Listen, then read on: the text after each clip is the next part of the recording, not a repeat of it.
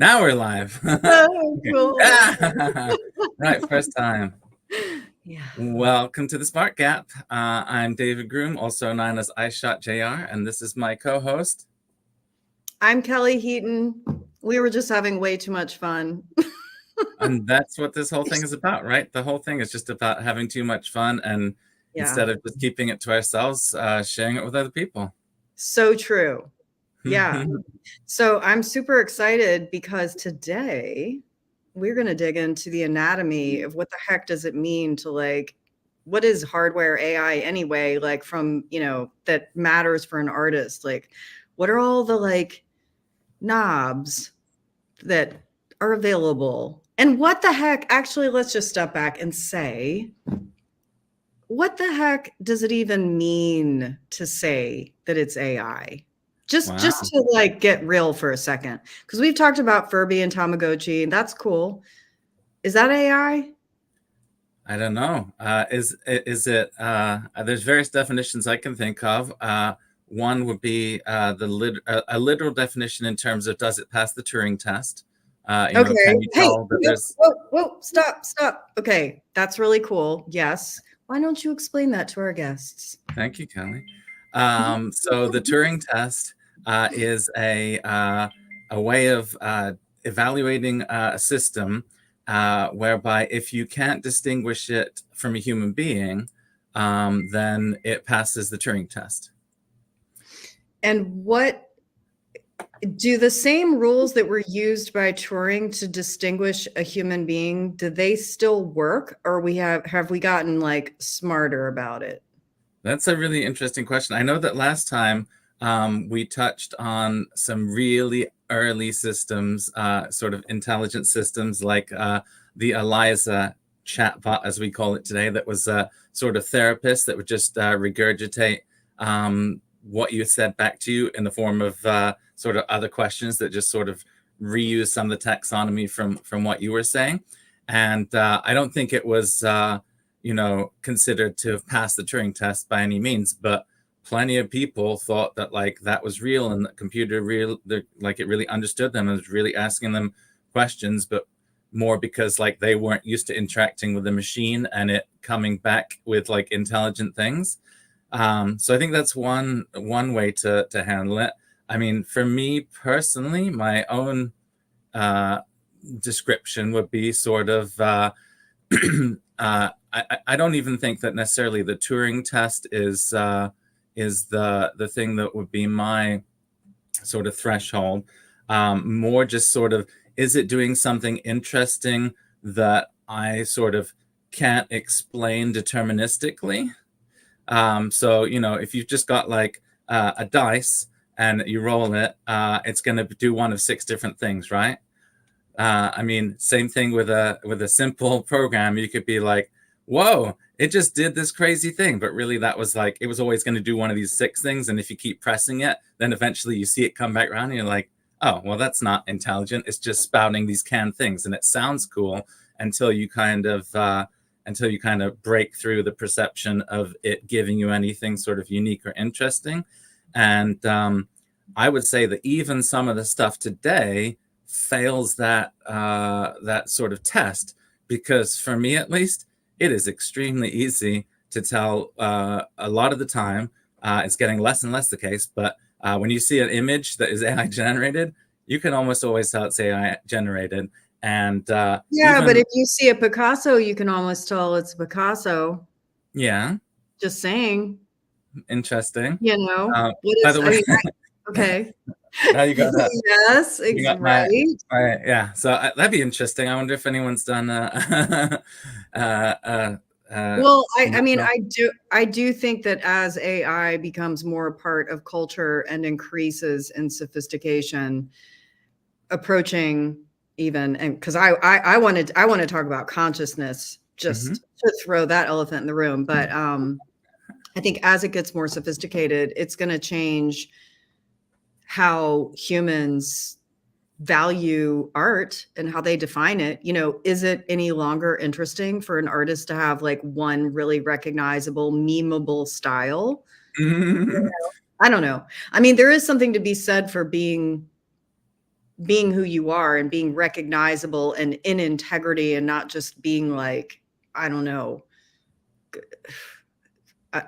That's a weird thing, actually. That's a really weird thing. Like, what is intelligence? What is creativity? What is consciousness? And I mean, AI raises all of these questions. Like, you know, the problem with the Turing test is that, like you said, I mean, when I used to interact with Zork as a kid, Yeah, or exactly. even like using BASIC to write Yeah. programs like if then, and you know, and coding it that it would choose like one of 10 possible answers out Right. of an array, or you know, whatever. Like, it did feel incredibly alive, just like the psychologist program you were talking about. But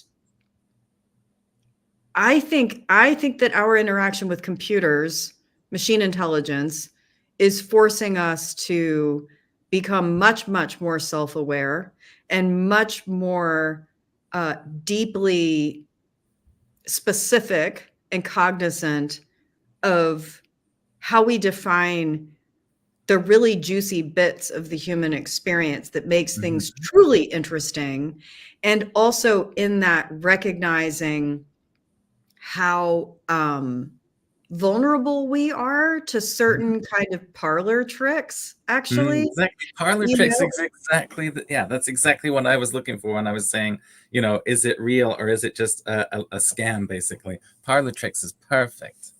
well, and it's even more than just like the parlor tricks. It's also recognizing like what you were saying earlier about how you can always recognize like an AI image, you know, that's generated. Yeah, okay, because there's some algorithm, which you could call an artist's style, right? Bias, Yeah. aesthetic, drawing on a database of information and making certain decisions about how it's going to use that information. I mean, all of this is what an artist does, right? You know, Yeah. um,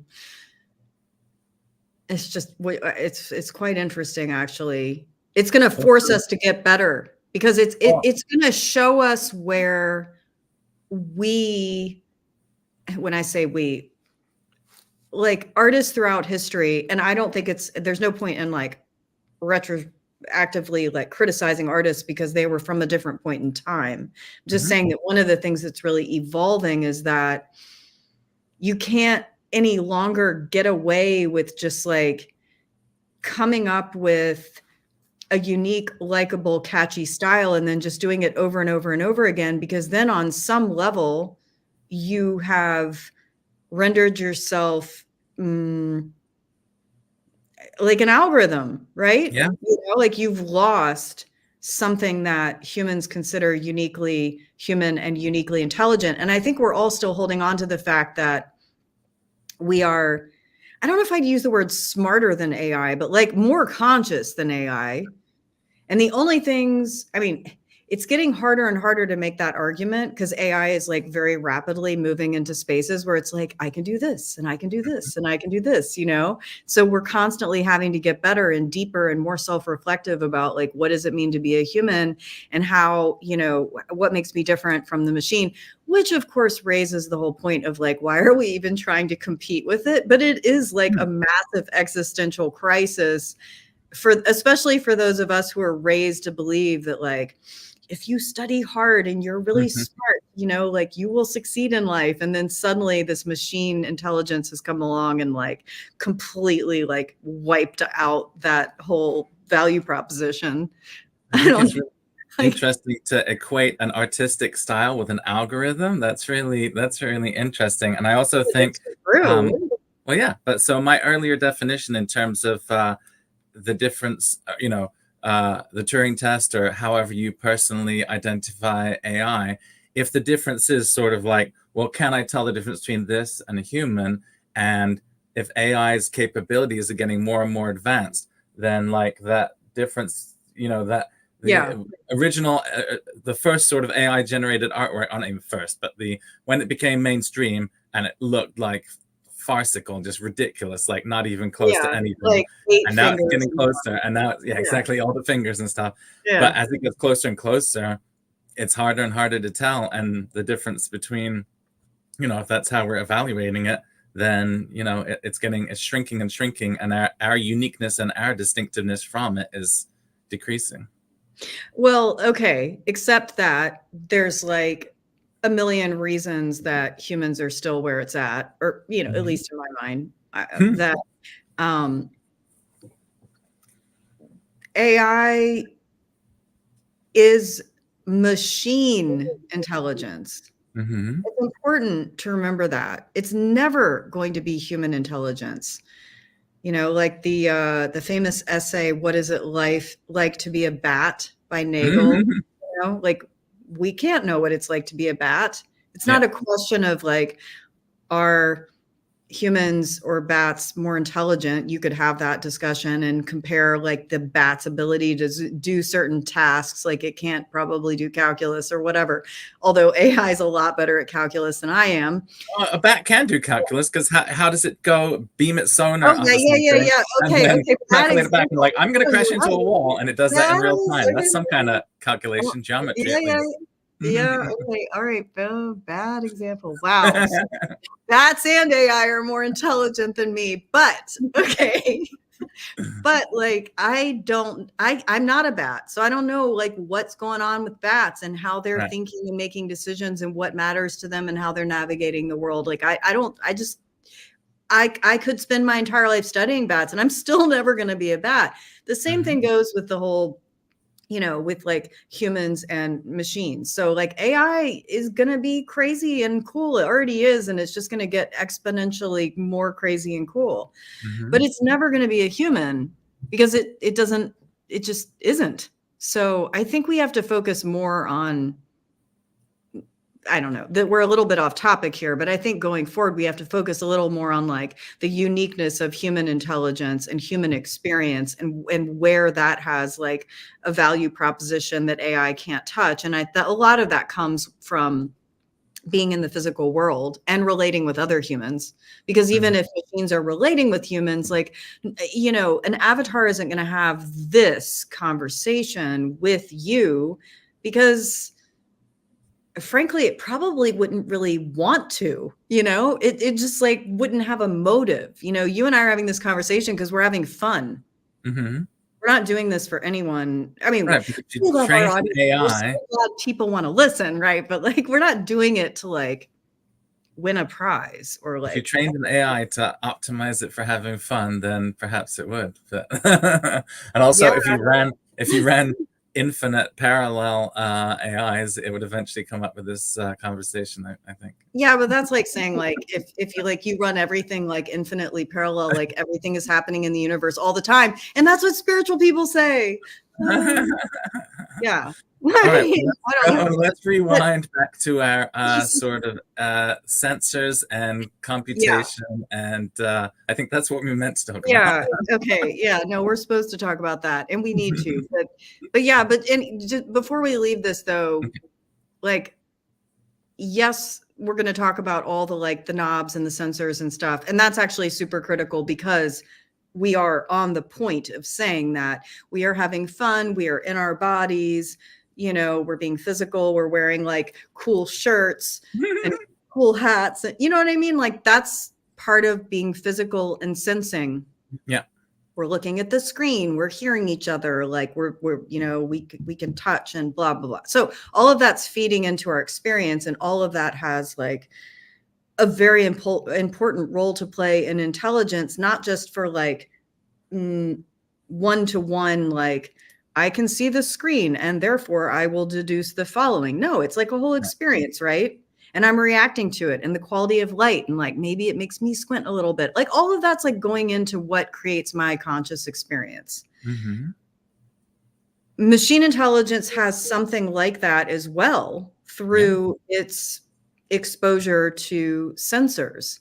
And when I say the word sensors, I mean that in a very loose way, because like I would consider like an antenna a sensor, or a capacitor a sensor. Yeah. Even like feedback, even like an op amp, that's feeding back the signal. That's a sensor. Like, it's it's sensing something, it's reacting to Right. information. It's an input that you can make a decision based on or Yeah. respond to. Yeah. So, yeah, so I guess we should try to be like a little bit practical for the second half of this like session, just to say like okay, so at the heart of it, we've got a microprocessor of some point, because we're making the assumption that we're working with a digital AI. That's a very important thing to note, because I'm analog girl. And I think that we should get into the analog stuff, and the sensors will certainly lean us in that direction and kind of like push how that might play a role. But let's just, for simplicity right now, we've got a microprocessor. It's running something that we consider AI, and we're still trying to kind of nail down what that means exactly. Mm-hmm. And then there are sensors hooked up to this thing. So the software AI on the processor is receiving information, and I guess potentially putting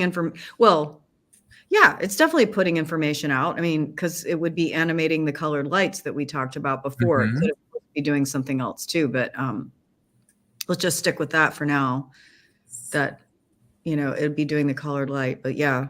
So I showed you this the other day. This is not my original Tamagotchi, but it is a Tamagotchi. That's Um, cool. So and what does that mean? so I forgot to get batteries for it. Oh, I went no. as far as opening it and taking the other batteries out, but I didn't put it back in. So the inputs to this, I would say, are sort of 3 buttons. Those are sensors. And also time is the other input to Tamagotchi, I would say, because Would it you kind of call the does, time an input? well, Well, it the is an oscillator, a there's clock, a crystal. microcontroller in here, and Yeah. it's doing stuff, and some of it is based on what buttons you press, but probably more than anything else it's based on a clock inside that is advancing and making your Tamagotchi hungry, making your Tamagotchi poop, making your Tamagotchi evolve into the next level of Tamagotchi or whatever. I So how realize does this that is fit? splitting hairs, but would you consider the clock, would you consider that a sensor, or would you consider that like a mental model? I don't know. I mean, the reason I'm counting it as a sensor in this context is we were sort of considering inputs and outputs, where we take a bunch of inputs and then there's some black box in the middle, and then from the black box some stuff comes out of it, and the black box is something called AI perhaps.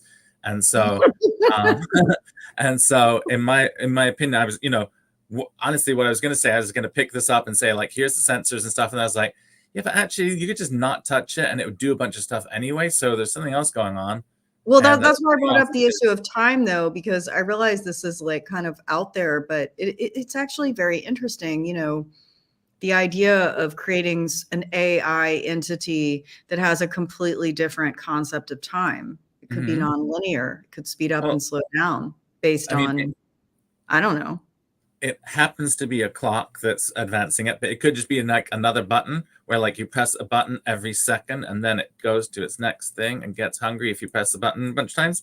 And so in that way, I would consider the clock an input, because you could swap it out for some other kind of input, and then that would influence the evolution, the hunger, the how quickly it fills its room with poop.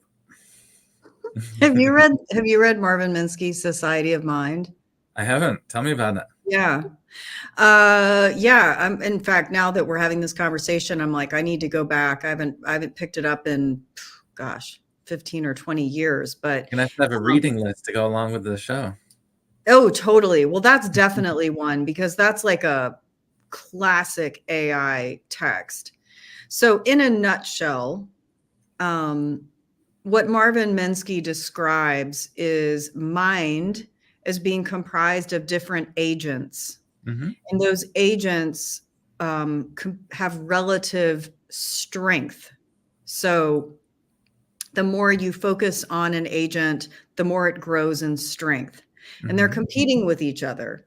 So you have an agent that's like, let's say, a kind-hearted philanthropist, Mm-hmm. and then you have an agent that is like a money-grubbing bastard. And those two agents are competing with each other, and the more like a little bit like the Tamagotchi, like the more like care and feeding you give of the like lovely philanthropist, the more, that grows in agency and starts to be dominant in the system. But of course, the money grubbing bastard is always there hiding in the shadow. Anyway, it's just a really interesting model because it's based obviously on human psychology. And we all know this, right? We all know, like, no matter, maybe a better example is like, the eating chocolate cake versus choosing, a salad, Hmm. right? I mean, we'll like, I want to lose weight, and you're really great, and you choose the salad, until one day, bam, that chocolate cake agent's like, I'm eating the chocolate cake, right? Well, that sounds They never go away. it sounds So very similar to when you're training a model in machine learning, you're basically exactly, saying yeah, like, you like cake, you like cake, you like cake, you like cake, you like cake. And it's like, okay, when I like cake, then it says I did a you good keep job. When liking I cake. say I want a It's just salad, like it says I did a Facebook. bad job. Yeah. Yeah, Facebook or Instagram. It's like, I'm just going to show you nothing but astrology for the rest of your life Well, because you always watch the videos. yeah. But so, I mean, social media's had algorithms for a long time that obviously can intuit your preferences. Is that AI? I mean, I'm sure they're using I a think bunch of AI so. now, but was it I back mean, then? that's why I think we have to loop back around to like, what are we even talking about when we talk about AI? Because I don't know. Honestly, I mean, everybody's talking about it all the time, and you and I have been thinking about like machine intelligence. I feel more comfortable with that word, by the way, machine Okay. intelligence, Yeah. only because for my entire career, it's completely illegitimate for me to describe, any form of intelligent machine or emergent behavioral electrical device, right? I can say, okay, machine intelligence, like it's a Hmm. machine and it's doing things that are intelligent, like, Hmm. okay, or it's acting on some kind of rule system. But then now it's like everyone says the word AI like 100 times a Yeah. day, but what's the difference between what we would call machine intelligence and AI, or is there no difference at all? And so what magical thing happened last year where all of a sudden like Nvidia is the AI like master of planet Earth? I mean, is this just all a bunch of crap? Well, I think the computing power increased, the accessibility increased, and it just kind of hit mainstream. And but Is yeah, Nvidia just making like really sophisticated Tamagotchis?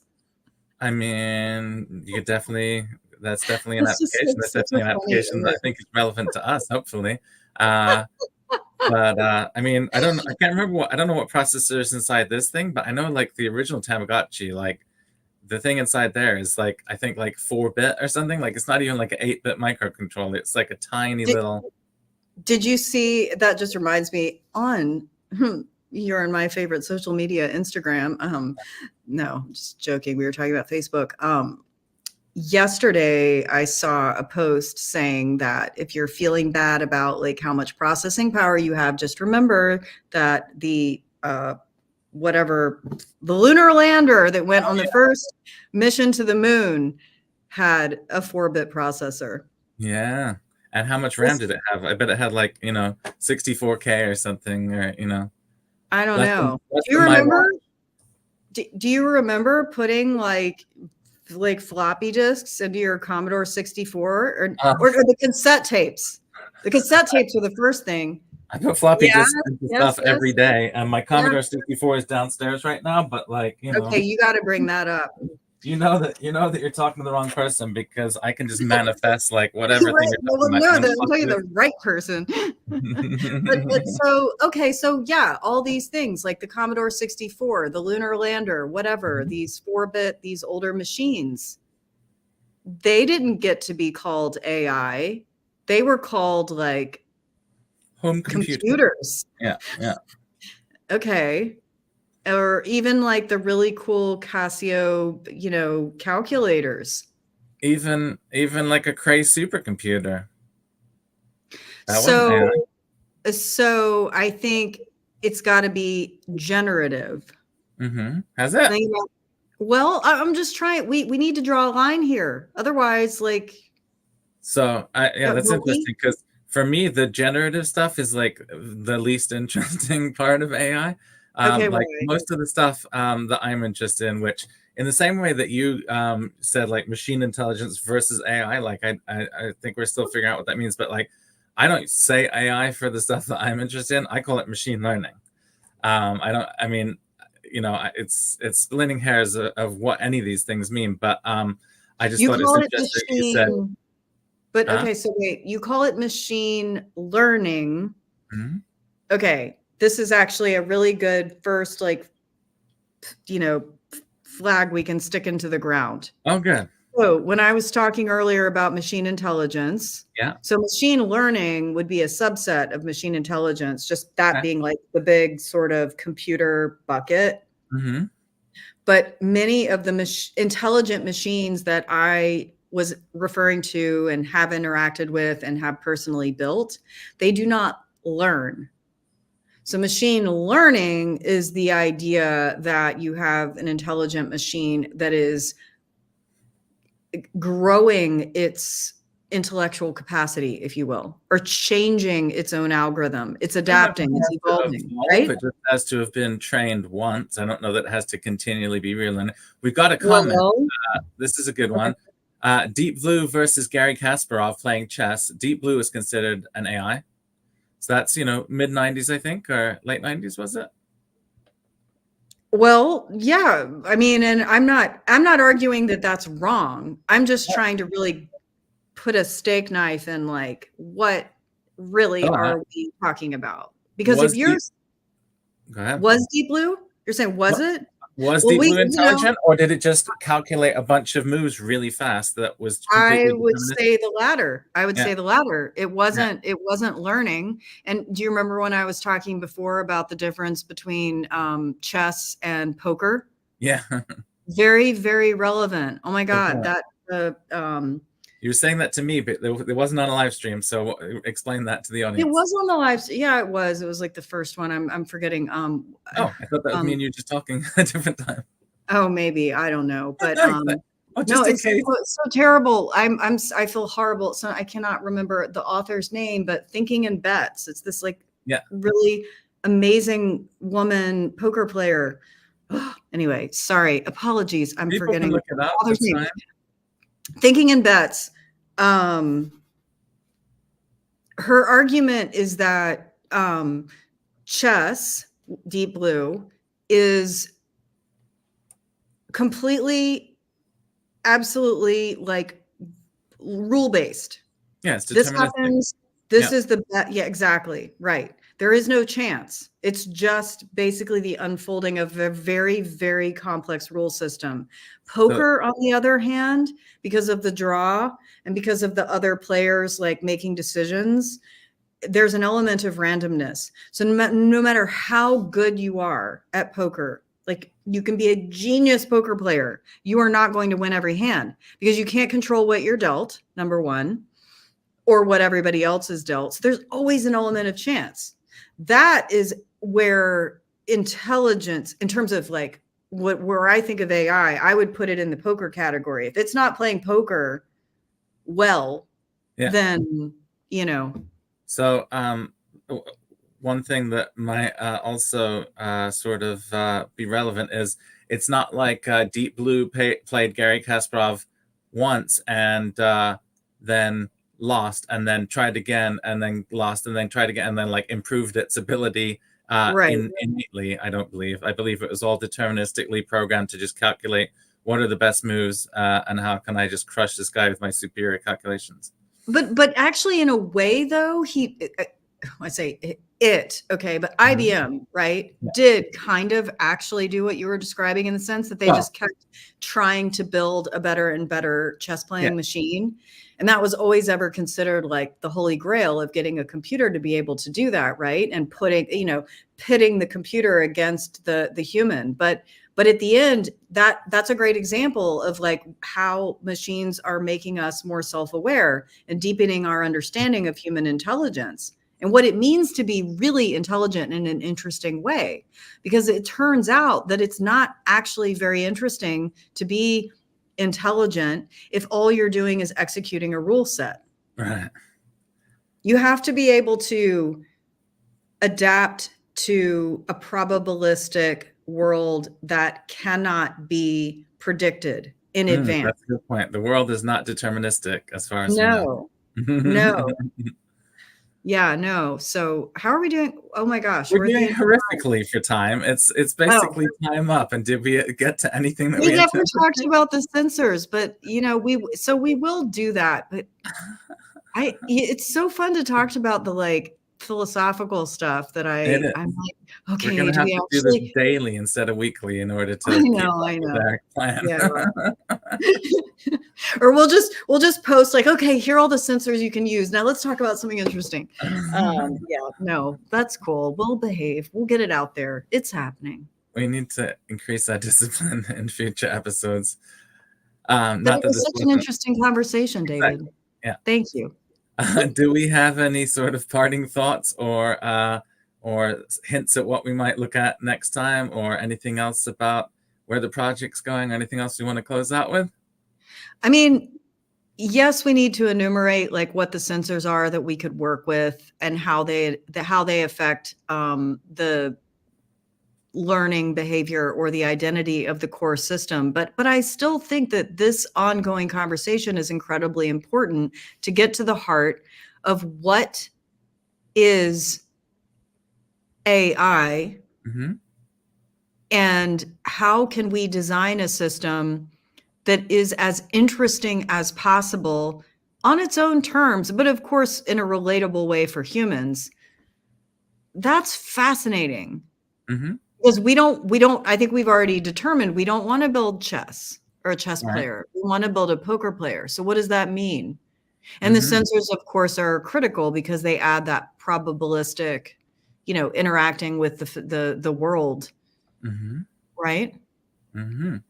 Um, I just I mean, I realized, don't know.